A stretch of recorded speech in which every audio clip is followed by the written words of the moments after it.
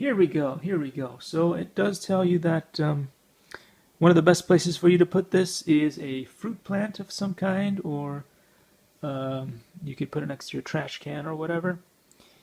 And this page here seems to give you most of the information you need.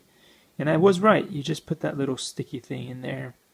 You turn it on, and it could even work if you have like one of those little mobile battery banks.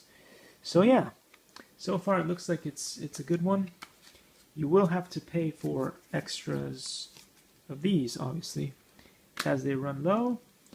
And then, as you've seen, when you compare it to this bulb, all you do is just plug it in, and it does its job. And then we have this other machine here, but this one, you have to change these out a lot, and that's expensive. So my least favorite. Likey